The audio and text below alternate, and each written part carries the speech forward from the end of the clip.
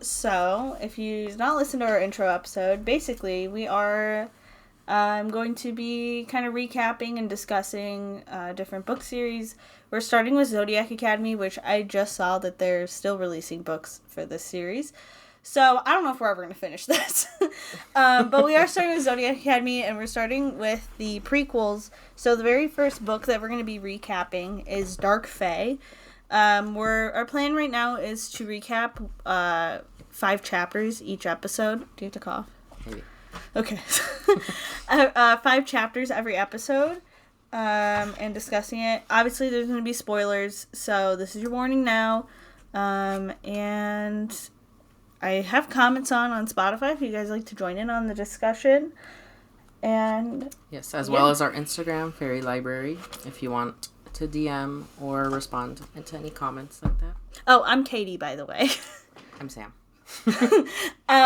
So we're just gonna get started. So we have been reading through, I'm a little bit further than her, but we have been tabbing our books, and we've taking notes, everything. So yeah, we're just gonna start with chapter 1. So each chapter switches off. Well, not each chapter, but a majority of the chapters switch off between the characters. The first one starts off with the main character. Yeah, so obviously. Chapter 1 is from Elise's POV. And I read this a little bit longer ago than Sam did. So I'm going to read what I wrote for my summary for chapter 1. Sam can join in. I'm going to read the summary, then we're going to discuss things that happened in each chapter. And yeah. So, my original summaries were just for me. So, I'm going to go through them. Sam's, like I said, a little more fresher on reading this. I put Elise is a vampire fighting a werewolf from the Oscura clan to avenge her dead brother, Gareth. He was killed by an overdose on Killblaze and was killed by the clan while at Solaria Academy. Gareth was a Pegasus. While fighting the werewolf, he kills himself before she can get any answers. And again, this is very basic summary. The chapter starts off with her stalking her prey, and it made the impression that she was like a fucking werewolf or something. If you don't read the back of the book, it's weird the way it starts off. Oh shit, we should probably read the summary. Oh shit. Sorry guys, we're new to this. We don't know what the fuck's going on. Well, is ours the same? Is it the same? Okay. Do you want to read the... So it says, what do a heartless dragon shifter, a cold-blooded basilisk, an arrogant lion shifter, and a brooding harpy have in common? Me. Elise Callisto, vampire, angel of vengeance, and a girl on a mission to destroy one of them for murdering my brother. I just don't know which one did it yet. I was told that the king of Aurora Academy killed my brother, but the trouble is there's 4 kings at the academy, and each of them have motive and bloodthirsty natures. Aurora Academy isn't a place for the faint of heart. The school itself is divided by 2 gangs, the Lunar Brotherhood and the Oscura clan. And guess what? 2 of the kings run them. And their hatred for each other is so fierce, I hear a day doesn't go by without blood being spilled in the halls. I don't believe in fate, but I do know this. The king who killed my brother is a dead man walking. And I'm prepared to sacrifice my heart, body, and soul to ensure I get my revenge. So the back of my book does not say any of that. What does the back of your book say? So if you're wondering, there's 2 different covers. I'm sure the book is the exact same on the inside. My cover is the one with Elisa on the front, and yours is like the one like that looks like the rest of them. Yeah, it looks like the rest of the Zodiac Academy. Mine's like the first version, I guess. I just don't like people on the cover, so I don't know. I have a weird thing against people on covers of books. So mine says, like, the what do the heartless, whatever, Elise, whatever. And then after she says, angel of vengeance and a girl on a mission to destroy one of them for murdering my brother. It says, I just don't know which one did it yet. When I interrogated / accidentally killed a werewolf who was high on a new and dangerous drug called Killblaze, his final words painted a dark reality for me. The king of Aurora Academy killed my brother. The trouble is, there's 4 kings at the academy, and each of them have motive and bloodthirsty natures. But I'll do whatever it takes to bring down the Fae who took my flesh and blood from me. Different descriptions, basically the same thing. She just overall wants revenge and wants to find out which of the kings killed her brother. Yeah. Alright, so So, yeah, the book starts off with her attacking some guy named Lorenzo, who probably knows something against her brother, or what happened to him. And they describe Elise, the main character, as a skinny girl with white blonde hair down to her ass, freckles spattering her nose, and, yeah, just a skinny girl with freckles, basically. So, she's a vampire. She's, yeah, skinny girls. Yeah. I took notice that, so this is, like, in the beginning of the book, it's not as much, but everything they do, if it starts with an F, it's for Fae. Like, what do you mean? Like, the Fae Investigation Bureau. Oh, that's what FBI. I was wondering. So, is the Fae, or like... FI, yeah, yeah. Is the Fae all the mythical creatures? Is that what they're known as? Or is the Fae just, like, fairies? I don't know, because I think they kind of, like, talk shit on Faes in general at one point. I don't know. I feel like in part of the book they were saying that Faes join whatever they want to join, but I just assume... Is it, I guess, maybe, maybe it's just them. It's like, yeah, they're all Fae, I think, if they have powers. Not human. They're Faes. Correct us if we're wrong, or... So another thing, so she's talking about, then she kind of goes back into her background. So another thing, they're not, like, born, like, they have the powers when they're born, but they're not, like, they don't have them actively. So, their magic awakens. So hers awakened when she was 18. She didn't know what order she turned out to be, which basically means the elements. So, you know, fire, wind, earth, yes, whatever. She is also a wind element. Yes. So, on top of her being a vampire, she has air magic. Is she a Libra, she said, I think? I can't remember. Yes, I'm pretty sure she is. So, she says her mom was an exotic dancer and a Pegasus. She loved Gareth's dad, which was why she'd given him his surname of Tempa. But when my dad broke her heart less than a year later, she decided to give me her own surname. She didn't like to talk about her dear departed dad with her. It turns out he was a pretty powerful vampire, and she was lucky enough to inherit that much from him. Obviously this kind of insinuates that her father died. Well, it says departed. Departed or death. Yeah. But I guess there's a thing called the Fae Investigation Bureau that dismissed her brother's death as an accidental overdose. But she herself knows that her brother would never touch that drug or even look at it. So she knows that he was killed, and right now she's attacking this man who won't tell her anything related to it, which is sketchy as hell. And her brother, on top of that, was, like, top of his classes, kind of. He's got full scholarship. Yes. The main school, by the way, is Aurora Academy. That's the name of where Gareth went. Yeah, so they're in Solaria, and Aurora is one of the lowest ranking academies, but it's still, like, an academy. It's better than going to, like, a high school or something. So it's why she's having a hard time believing that he was doing drugs and that's how he died. Yes. So yeah, she's fighting this guy. He's from the Lunar Academy? The Skura clan. The Skura clan. Oh, I just said that. So he's important because he's the cousin to one of the kings, I believe, of the Skura clan. Yes, he passed away. I think so. Yes, he's one of the cousins to one of the kings of the Skura clan, and he's basically saying, when my family finds out what you've done, they'll kill you and everything. And she's saying, I don't give a fuck. Like, they don't scare me. Even though she is actually scared, but, you know, she'd rather risk her life for her brother and try to find out what happened. So she says, like, that she hacked into her brother's email and that she knows that Lorenzo was emailing him to meet up the night that he died and trying to get him to join the Skura clan. Alestria is a city, I guess. Half of downtown Alestria. There's, in the front of my book, there's a map. Yes. Does your book have that too? Mm-hmm. Okay. So, we can see. Oh no, that's a map of the academy, so never mind. Wrong book.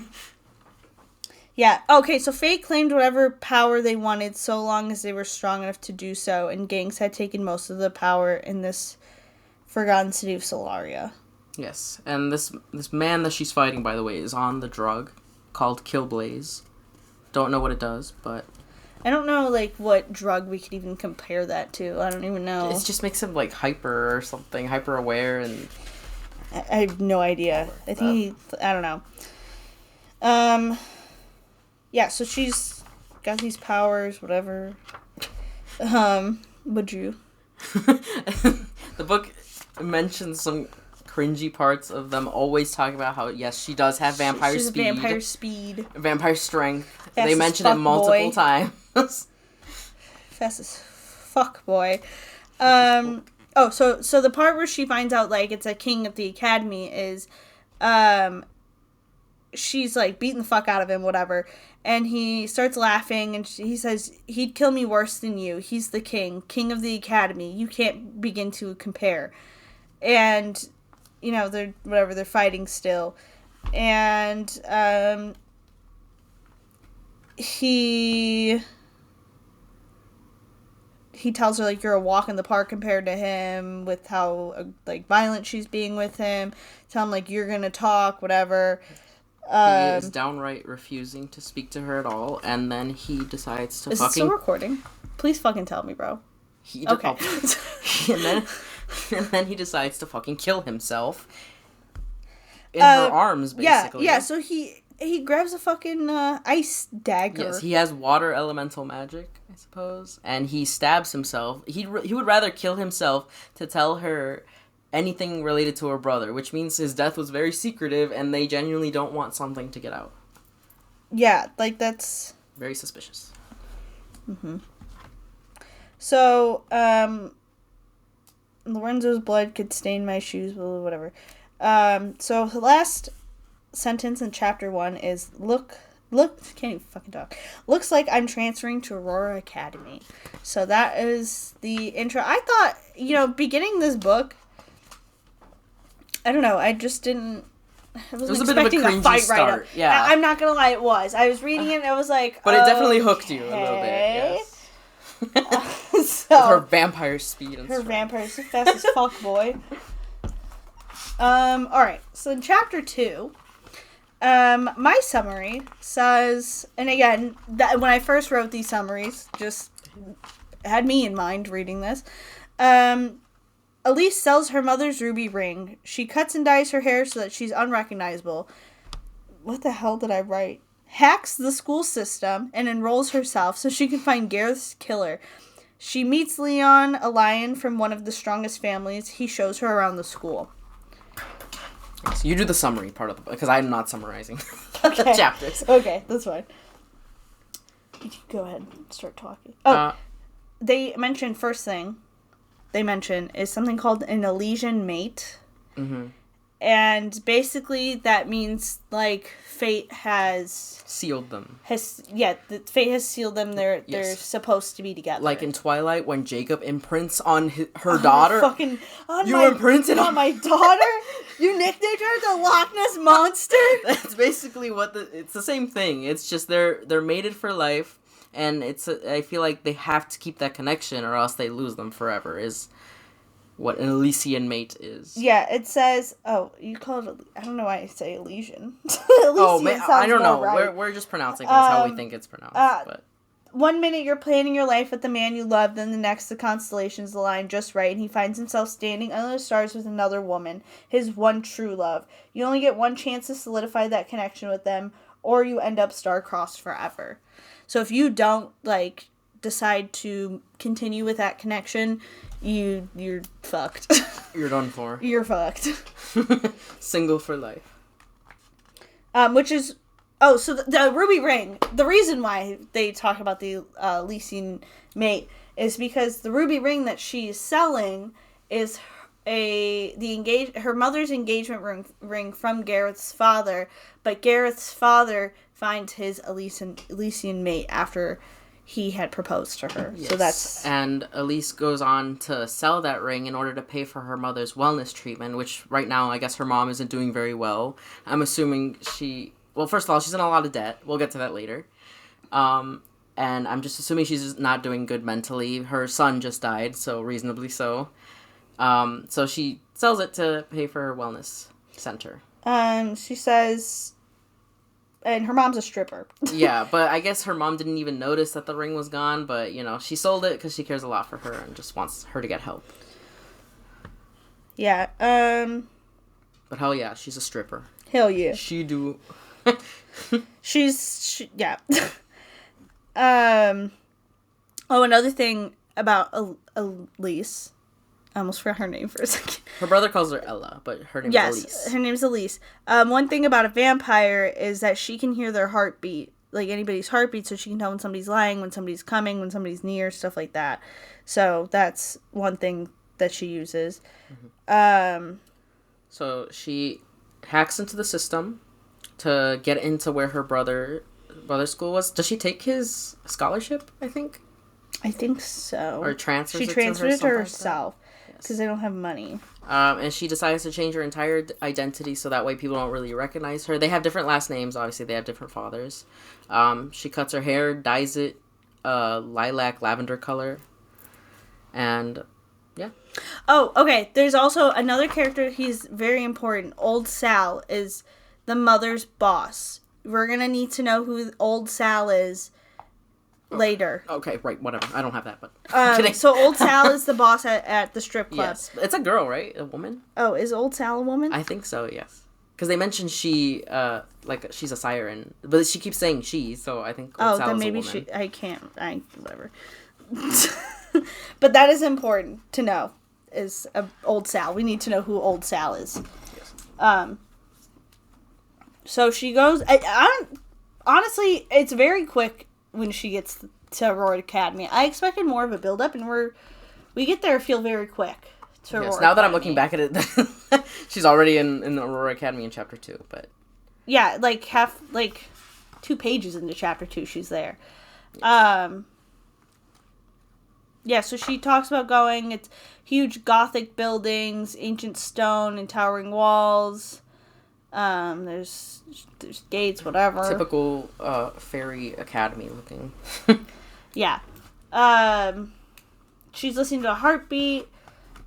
She tossed a shield of air magic up around as she waited for the door to open when she's going to the school. And it's Leon who opens the door, and she describes him as a huge guy with sun-kissed skin and long beach blonde hair. Golden eyes. And golden eyes. Basically, he's all Leo. He's a Leo sign. He's a lion. I labeled him as a possible love interest because the way he made it seem like he liked her. Yeah, she said... There's multiple love interests, possibly. It's a reverse harem book, which means there's multiple love interests. Oh, I didn't know that. Okay. I only know because I follow, book talkers and, YouTubers. She says his shirt was... the only, the way you can infer... is his shirt was untucked, tie hanging loose, and a general attitude of just tumbled out of bed hung about him. If that was the case, bad hair looked seriously good on him. Sex hair would probably look even better. Yes, labeled that as spice. Spice. Spice. So there's 4 kings, whatever. She's talking about that. He's giving her a tour because I guess he was on detention, but the principal was meant to give the tour. It's Principal Greyshine. Yes. He is a Nemean lion shifter. And he's saying he takes life slow, whatever. He just... Yeah. Comes from a family of lions. She kind of makes fun of him being Leon the lion. That is kind of stupid. It sounded like the author just... Sorry, I'm not making fun of the author. But it just sounds like they made a lot of coincidences. There's a character called Cindy Lou. Isn't that from, From The Grinch? Yes. Yes. So, they're talking, whatever. They're kind of getting to know each other. She's trying to act nonchalant, but she needs to meet all of the kings to figure out who is in charge of what happened. She's acting like she doesn't know them, but she already researched all of them before she even went into the school. Yeah. His father's Reginald Knight. Yes, I guess they're a family of thieves, and there's a quote here that says that there wasn't a lock in existence that a knight couldn't pick. So towards the end of their tour, he steals a bunch of her shit without her even knowing that he did that. But he seems very flirty with her, one of the possible love interests. I vote no for him. With a cringy name like Leon the Lion, I don't know. And she like... So he takes her to a room, doesn't he? Oh, there's another thing. So the school's on a point system. So the point system, I'm trying to find what pages are I have some of it. Oh, okay, I found it. Each year has its own column, and each student has a rank from most to least powerful. The teachers award and detract points based on your strength, your skill with your element, how well you perform in classes, how well you keep control of your order form, and that kind of thing. So right now she's at 0 just because, whatever. She just started. The guy right before her, right above her, whatever, he is at 406 points. So she's, starting halfway through the year, whatever. Stuff like that. Leon is at number 12. So.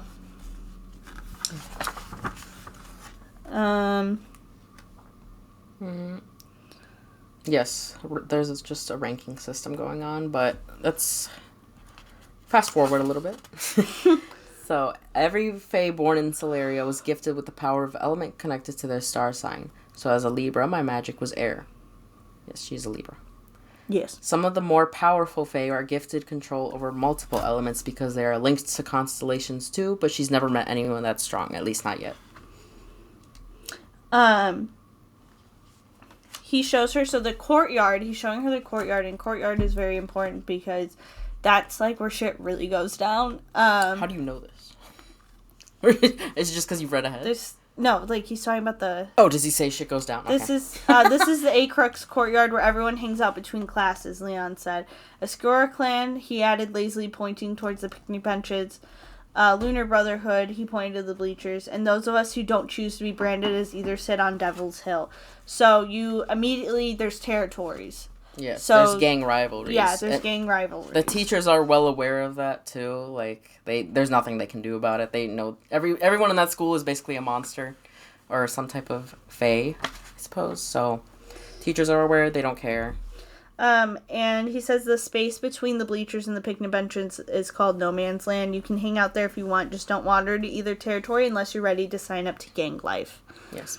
A little bit more forward, he goes on to explain that they're separated into dorms, but they mix genders together to avoid, I guess, them having sex, or encourage it, they say. It's basically two boys and 2 girls per dorm room. So. Yeah. And again, those are also separated by the gangs.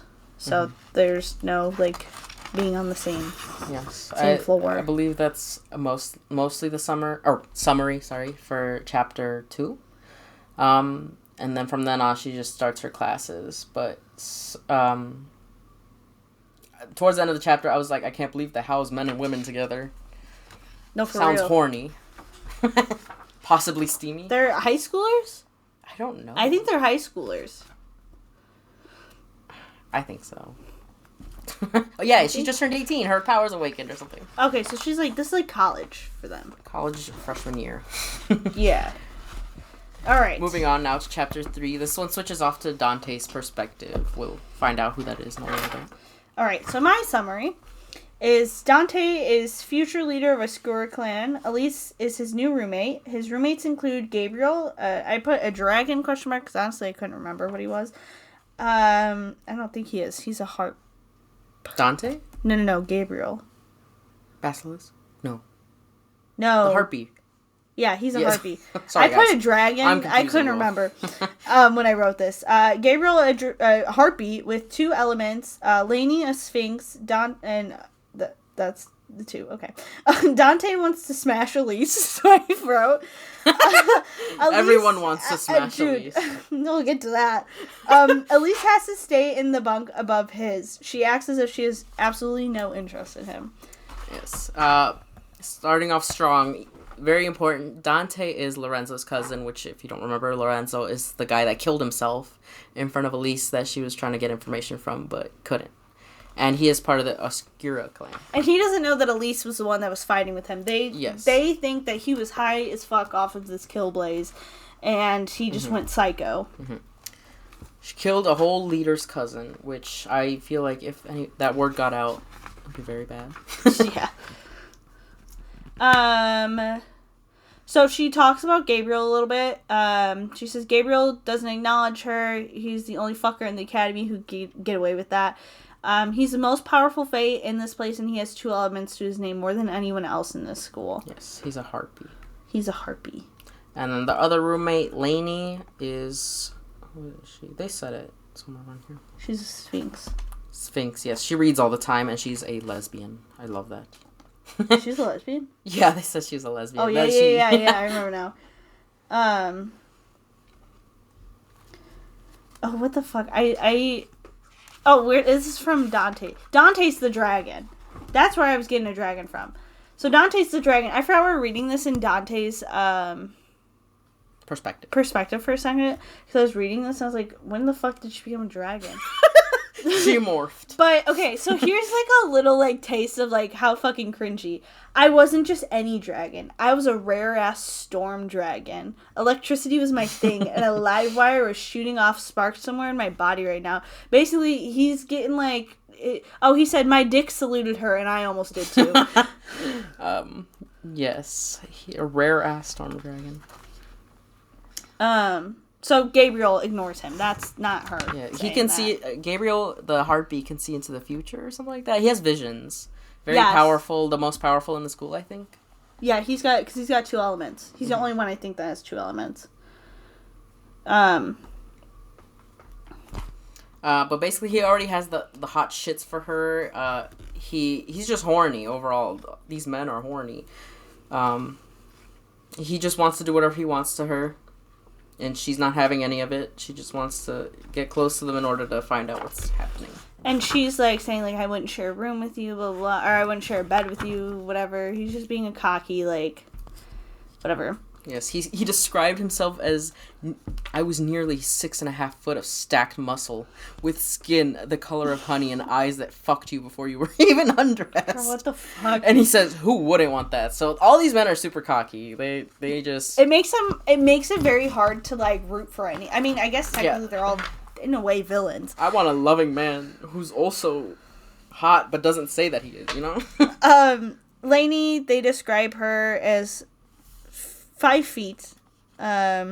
She was lithe and dark, hair is cropped short, gave her a warrior look, contrast with her pathetic height.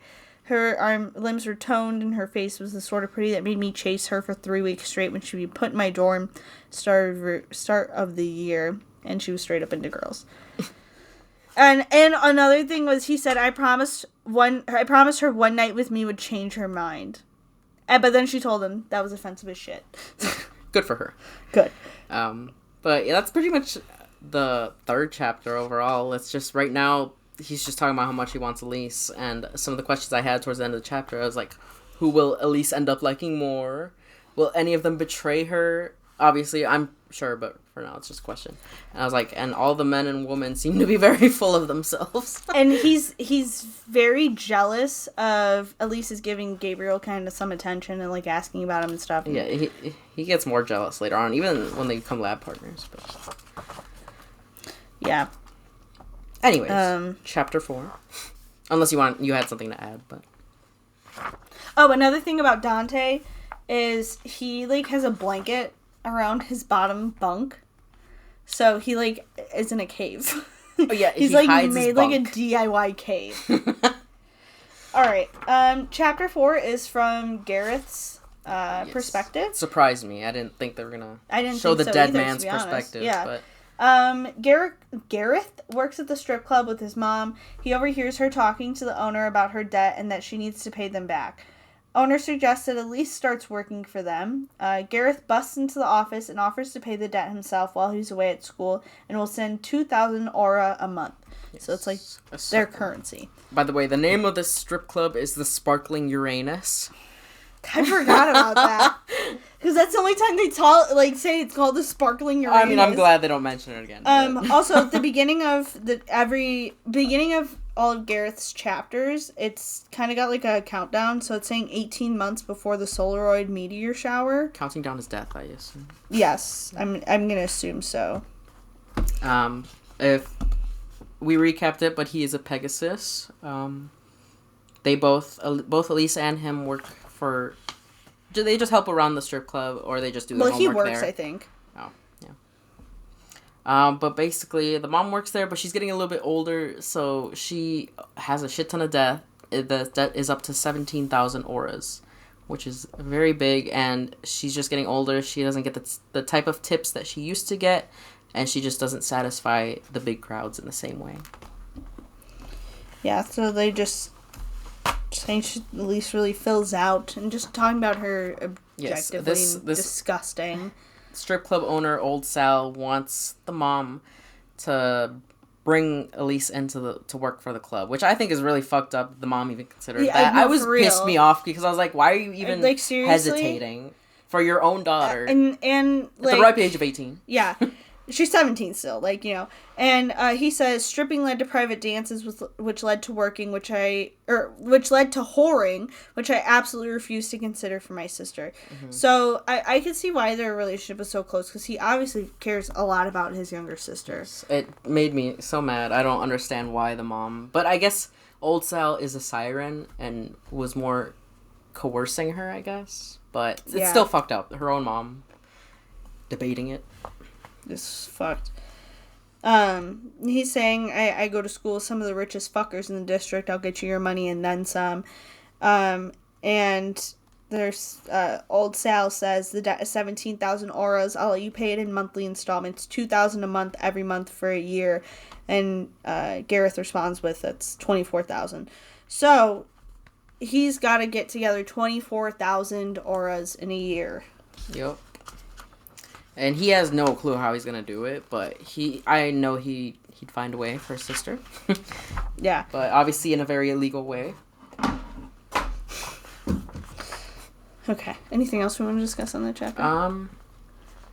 He had bought Elise's freedom, it says towards the end of the book. He just has to figure out how to pay for it. I just said that I admire her brother for not letting his sister go into that type of lifestyle. The mom just pissed me off. Yeah, that was fucked up. And she's not even, it's not like, I don't know if they ever say anything. Is the mom doing drugs? Or, why is she so much debt? I don't know. She just went to casinos a bunch. Because like I said, I'm going to be honest, I read the first 5 chapters maybe a month ago. Okay. So, I don't remember everything. But, do we find out why her mom, is just so fucking broke to the point where she's even willing to sell her own daughter? Yeah, that's... she didn't even explore any other options at that point. It was just... It was straight up I just guess she might have to join the strip club. She gonna pop that pussy and I'm gonna make the money. Yeah. And so I just said, did her brother get himself killed by owing this money? Who or what clan did it? Does Elise ever find out on her own if her mom tried to sell her off? Because I don't know. I feel like that would change my perspective. I don't think we know. Elise just is trying to figure out who killed her brother. It's kind of upsetting if she does find out. We'll see. She doesn't seem to really have a relationship with her mom either way, because I think she hasn't, besides the little background, she hasn't mentioned anything about her mom since. She didn't say she misses her mom or anything being away. She don't give a fuck. But anyways, that's chapter 4. The last chapter we're going to review is from Elise's perspective, chapter 5. Alright, I said, Elise has her first day of class. She sits next to Ryder, a basilisk, leader of the Lunar Brotherhood. When looking into a basilisk's eyes, you can be seduced. Hold on, flipping my page. You can be seduced, and he caused Elise to fantasize and be seduced. Wow, why? Seduced again. Lots of seduction. Dante pulled her out of the fantasy and was flirting with her. She ends up biting him and drinking his blood. Says it's the most potent and powerful blood, and she feels like a part of him is in her. Professor assigns them partners for the term, and she is assigned to Ryder. So, chapter starts off with her being late to class. I guess it's potions lab. She's just running through the halls, using her vampire speed and vampire strength to try and find the class. Immediately once she gets into the class, one of the first people she lays eyes on is the fourth king, Ryder Draconis, leader of the Lunar Brotherhood at Aurora Academy. I guess he's hot. He has some tattoos on his hand, lust and pain spelled across his knuckles. He's got black hair, shaved down. His eyes, she's talking about his pupils transformed from a sea of cerulean green into reptilian slits with a brighter hue. And so she's getting freaky with it. This whole scene was like, I guess he seduced her with his powers, and she's just super horny this scene. He's taking off his shirt mid-class. Nobody else seems to notice this is happening. But that's the thing. He's not. Oh, yeah, he's not. It's a fantasy. So, in her head, she's thinking, like, damn, this fucker about to do it right here in the middle of class. And it's a fantasy the entire time. It's just a fantasy. He's taking his shirt off. And she's, like, moaning and shit. Yeah, as she's biting a pencil. She's biting a pencil. But yeah, Dante warns her, like, have you ever not looked into a basilisk's eyes type of thing? They I think Dante is Italian. Dante. Because he says you shouldn't hold that Stronzo's eye. Stronzo? Which means asshole. Oh, I'm sorry. I'm not Italian. Katie would know. She's Italian, guys. Sorry. Well, I'm just saying, to put more, he's probably got an accent. If that makes him hotter for anybody. I'm straight Mexican, so... She's saying she's never met a basilisk shifter before. She knew they were rare, but there's not a lot of them. She said, I imagined a huge snake. Yes. This is part of the book where I didn't really annotate because I was like, oh my god, Katie's telling me to hurry up. There's no annotation towards the end of the book, but this chapter was it's just her being horny. And, yeah. Falling under his spell. And they get assigned lab partners, and these are going to be their lab partners for the rest of the year. Cindy Lou gets assigned to Dante, and she already has beef with Elise because Cindy likes Dante, and Elise is like, what the fuck's wrong with you? Like, I don't give a shit. Yeah. Okay. Oh, so she ends up biting Dante. Oh, I forgot about that. Because they're both kind of going after her, but he's really like feeling up on her, touching her and shit, like she hand sucks on his thigh. blood.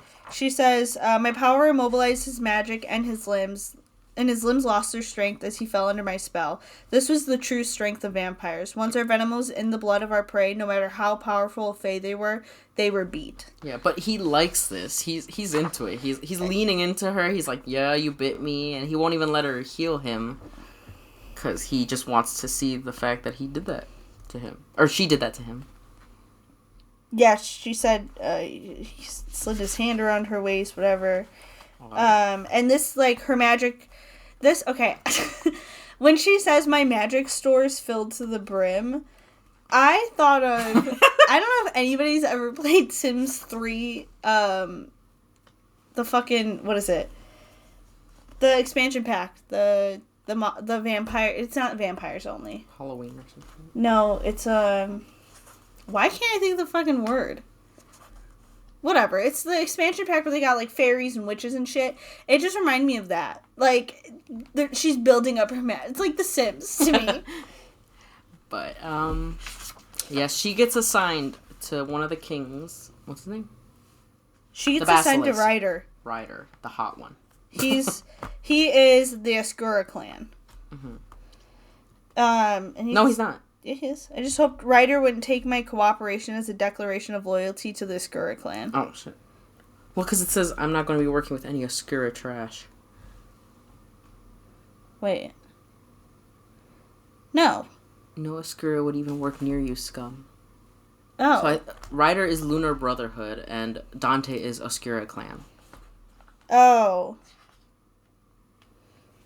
Okay. My bad, guys. Correct us if we're wrong. We're just we're There's just so this. fucking much. Like there's a lot of clans, gang members, wars. I'm sure I remember when I'm reading, but we'll figure it out.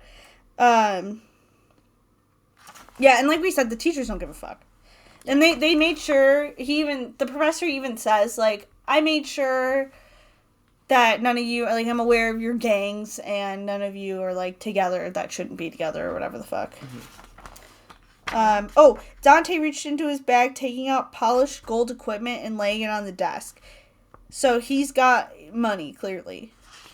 The last item he placed down was a gleaming chalice engraved with the snarling wolf symbol of the Skura clan. He opened a bottle of water, pouring it into the fancy-ass cup before sipping from it like royalty. They're dead-ass scared they're gonna get poisoned. So the rivalries must be that serious. Like, they just hate each other. But... yeah. Then Cindy Lou comes in. She's a bitch. Keep your ugly purple head away from from Dante, sweetie. He's mine. She has country. It's a country accent. Oh, yeah.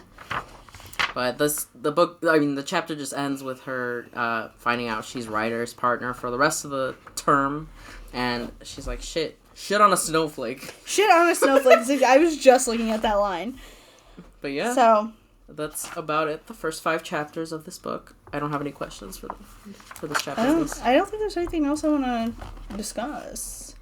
But yeah, so the first 5 chapters are just kind of setting the scene for what's to come. Introducing all of the kings and stuff, and getting a little like peek at each of them.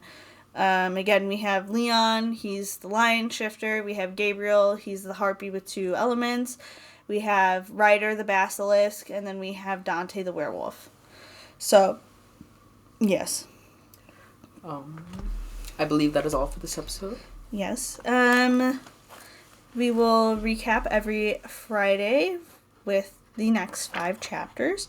Let us know if you guys, like I said, I did say in the intro that we are going to be pre-recording the episodes, but if you guys think like, oh, you'd like to hear more chapters in one episode or whatever, let us know. Recommendations, because we are just starting out, and I'm not gonna lie, this episode was longer than I expected it to be. Well, I mean, podcasts are usually pretty long, so that's one thing. I listen to podcasts. Have you ever listened to a podcast? I've listened to like witchcraft podcasts or like spirituality podcasts, but that's about it. Podcasts are usually pretty long, yeah, so right. I mean, going through 5 chapters in 40 minutes. And again, this is our first time doing this. Usually, I Twitch stream and stuff, and like make YouTube videos. So this is my first time doing like this kind of form of media. Make sure you follow us on Instagram at Fairy Library Pod. We'll have our Goodreads also linked on there if you guys want to see keep up with what we're reading. Besides, obviously, the Dark Fae. Yes. Recommendations for whatever we read on our own time would be appreciated too. Yeah, and feedback, all that. If you guys have any questions, I really encourage you guys to discuss with us if you have thoughts about the series. Please read along with us if you can. Yeah, read along with us. We like discussions and opinions, all that stuff. Yeah. Don't hurt my feelings, I'll start crying. I don't know if we can respond to comments on Spotify, but if we can, that'd be DMs cool. on Instagram for now. We'll make more social media. We'll talk about it later. Yeah, we're gonna make a TikTok eventually and everything, but Twitter. Yeah. X, whatever. Does anybody even use X anymore? I think it's a lot of people, but it's just stupid. It's Twitter, guys. It's Twitter, whatever. Alright, well, thank you for joining us for this